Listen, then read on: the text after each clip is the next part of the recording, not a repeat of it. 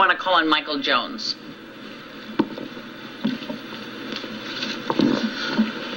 Mr. President, I voted for you in 2008. What have you done or accomplished to earn my vote in 2012? I'm not that optimistic as I was in 2012.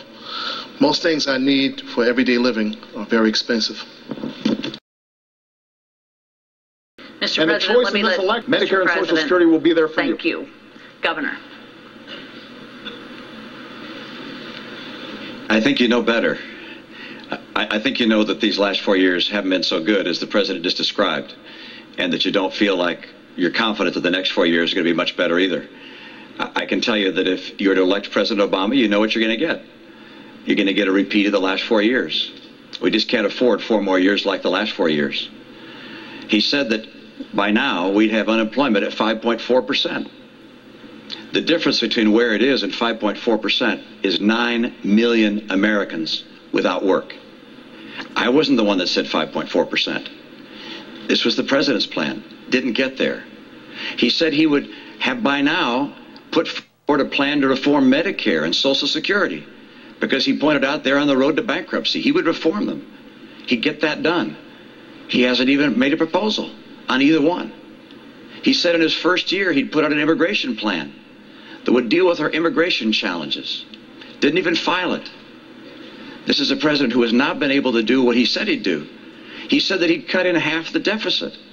He hasn't done that either. In fact, he doubled it. He said that by now middle-income families would have a reduction in their health insurance premiums by $2,500 a year.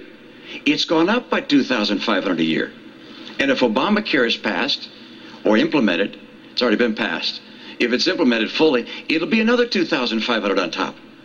The middle class is getting crushed under the policies of a president who has not understood what it takes to get the economy working again. He keeps saying, look, I've created 5 million jobs. That's after losing 5 million jobs. The entire record is such that the unemployment has not been reduced in this country. The unemployment, the number of people who are still looking for work, is still 23 million Americans. There are more people in poverty. 1 out of 6 people in poverty. How about food stamps? When he took office, 32 million people were on food stamps. Today, 47 million people are on food stamps. How about the growth of the economy? It's growing more slowly this year than last year, and more slowly last year than the year before.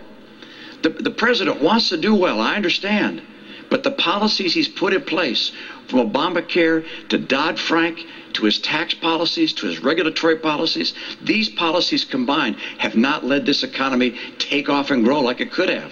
You might say, well, you got an example of when it worked better? Yeah. In the Reagan recession, where unemployment hit 10.8%, between that period, the end of that recession, and the equivalent period of time to today, Ronald Reagan's recovery created twice as many jobs as this president's recovery. 5 million jobs doesn't even keep up with our population growth. And the only reason the unemployment rate seems a little lower today is because of all the people that have dropped out of the workforce. The president has tried, but his policies haven't worked. He's great as a speaker and describing his plans and his vision. That's wonderful, except we have a record to look at.